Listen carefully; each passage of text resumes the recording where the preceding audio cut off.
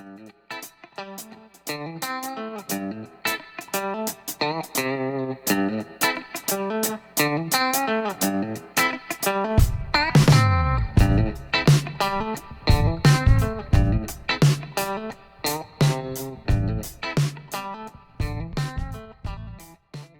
Ray Gordon here from Moving Medina Forward, and I'm fortunate enough to have the opportunity to sit down with Christina Hank and Chris Kwolek, who are two of the folks who are responsible for putting together the curriculum for Medina City Schools.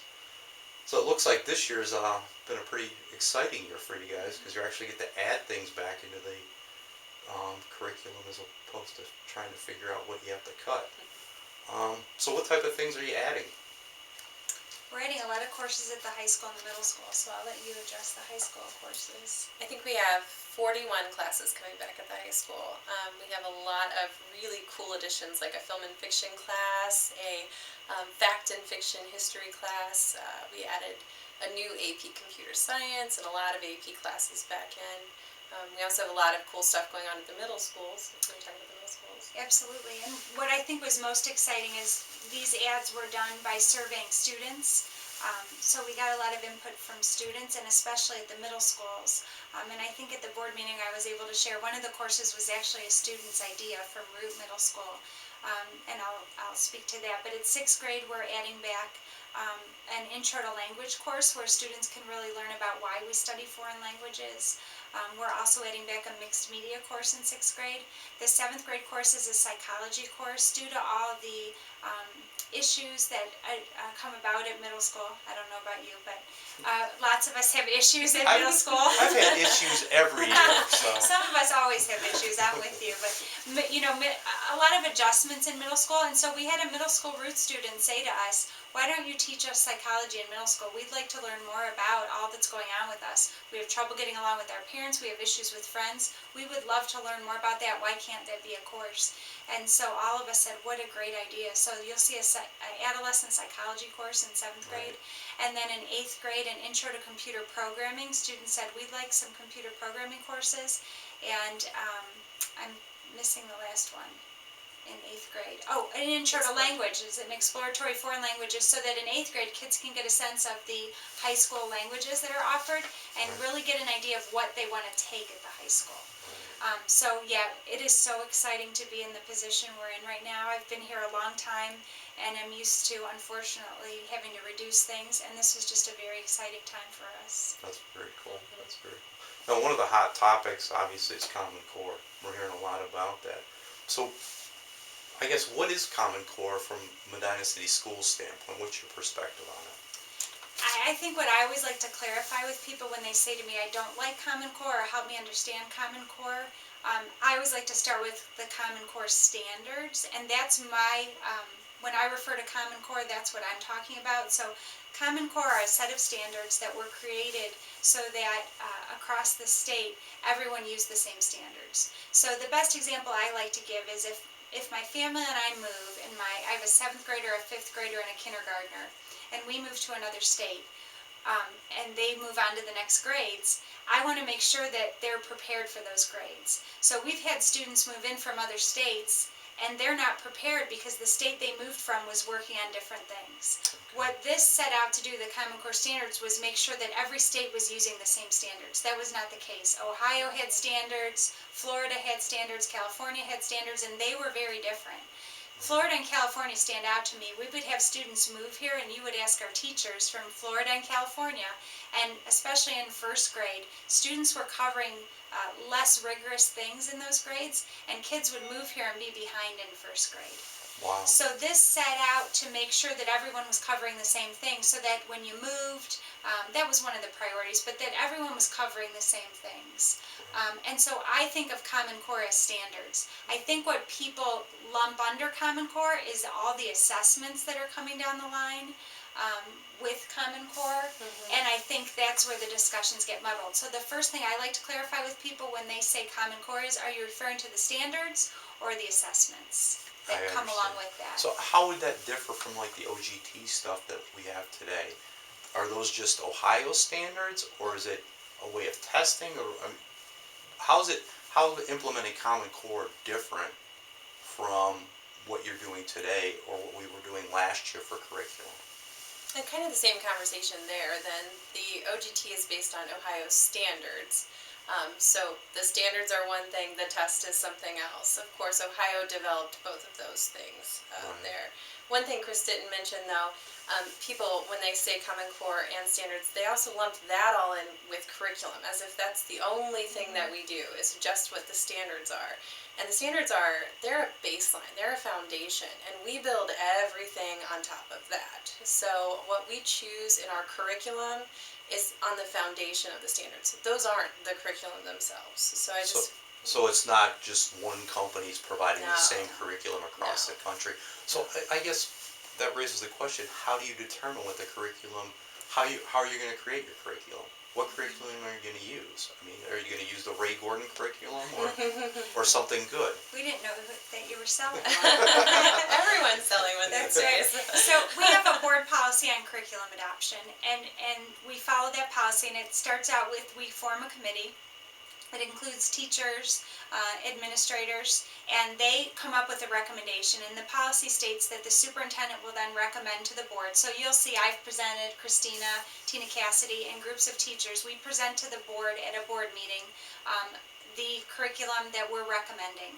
So what you don't see is behind the scenes for months before then, our teachers will take the standards and look at them, and then our teachers, and I've said this multiple times at board meetings because I think it's important and a misconception of Common Core standards, we pick the curriculum. It is a local decision what curriculum you use. So recently you've seen me present Lucy Calkins writing or some text sets for middle school. Our teachers picked those, they vetted those.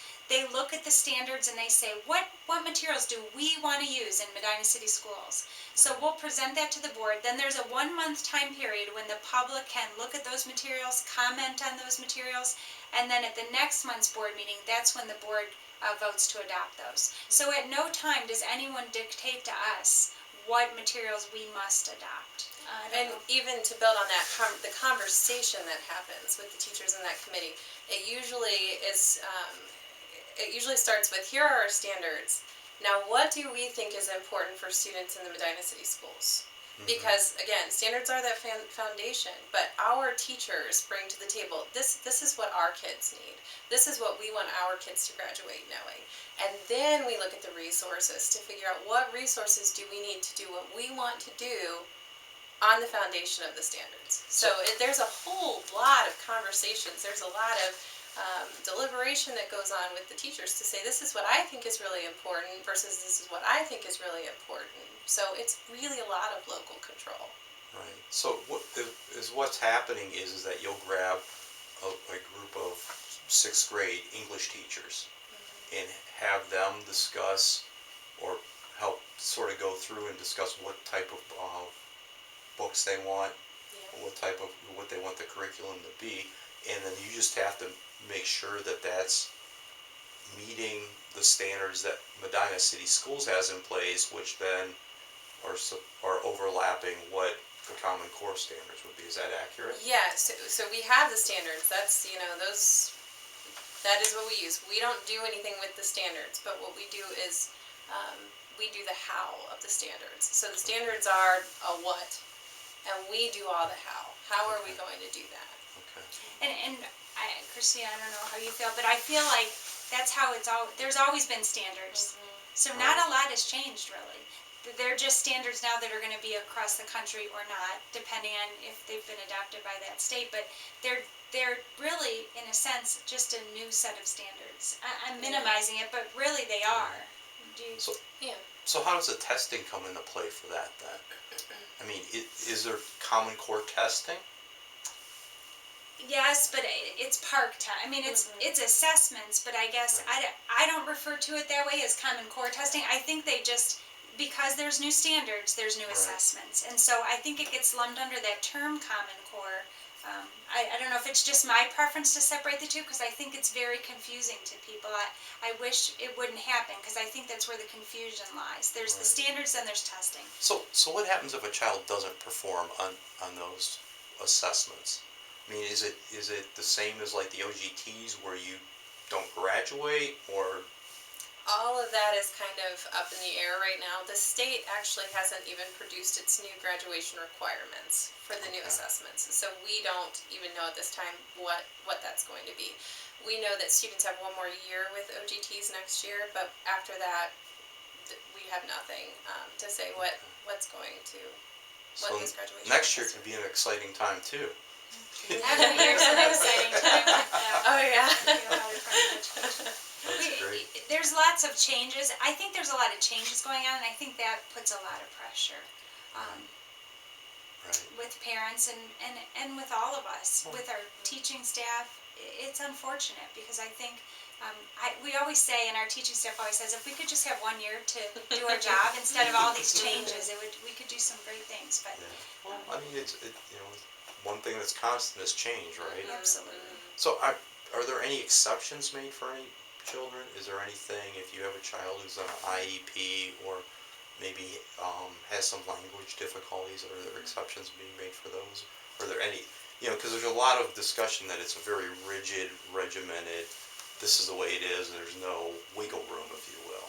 So if we get back to the Common Core standards, there are extended standards for students with disabilities. So it's actually a nice thing about the new standards. This is the first time they've presented an extended set of standards. Before And what does that mean? Yeah, more jargon, right? So before the standards were presented in grade level bands, and those of us who worked with students with disabilities would say, okay, now what do we do with these? So they've actually given us an extended set of standards and said, okay, if the core content is, I'm trying to think of a good example, finding the main theme in a nonfiction text, an extended standard might be, First, summarizing the text. Summarizing, Can the yeah. student summarize the text? And then it would give the next step. What's the next step after summarizing? And what that allows a teacher to do, it's actually really cool because it allows a teacher to say, all right, this kid can't read. What is it in the progression of reading development that this kid is struggling with? And where do I need to start his instruction so that I can move him forward to reach the standard? So it gives this... So it gives you a way to sort of yes, detect. gauge. You can be a detective, right, and sort of figure out at what point is the weakest link, right. and then help repair that link. Right. Where before you just have to go back through the grade bands and find your way, how they built it. Okay. Which is why I really want to come back to that point, which is we always had standards. We've always had standards. We've always built our curriculum on the standards. Right. They're just a different set, so. Yeah, I mean, it's interesting to me because I go back to, when I was in school way back then, we had basically the ACT and the SAT were really the only things we had as a measuring stick to get into college, right? Yeah. We didn't have OGTs. And I was floored when my niece, who scored extremely well on the SAT, and it was like, I don't know, 21, 2200.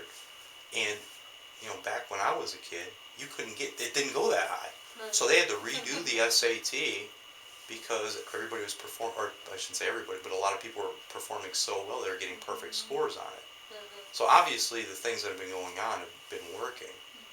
But it's just interesting that now we're seeing this, sort of standardization across the entire country. So I mean, what if you could, for the viewers out there, what would you like to say that would summarize your feeling on Common Core or curriculum in general? Well, I think I'd say I wish that there could be some clarity out there about when you're frustrated, what piece is frustrating. Maybe that's not the best way to say it. I wish there'd be some clarity into what pieces, because I think all of us are frustrated with the testing component of Common Core. I think if we could clarify if I could say anything, and I think I've said it at a couple of board meetings, it's that standards have always been around, that there's local control, and I think I want to alleviate people's stress to know that we're not told what your children have to teach, that teachers put a lot of work into vetting our curriculum and making sure Medina City School students get an excellent education with locally controlled curriculum. And just because there's Common Core standards doesn't mean that's gone away. Okay. So I think that's what's most important to me. The testing piece, it's frustrating for all of us, but it's different than the Common Core standards. Okay. So the standards are, again, I guess if there's one thing to take away from this, is that the actual standards and the assessments are really two different things. right, so. Connected but different, yeah. Right, no, I understand Yeah. that, I understand I that. think. Do you have anything you'd like to add, Christine? Well, I just want to emphasize that anytime that you see anything at a board meeting that's being recommended for adoption, so many conversations have gone into choosing that thing, whatever it is, that resource, that program, that book. Lots of conversations have happened. And I just think that with the curriculum work that's been going on since I've been here at Medina at least, that we have a lot of really knowledgeable, really expert teachers who are coming to the table with a lot of good input to build the curriculum that we're developing. So I feel really proud of what we're developing here.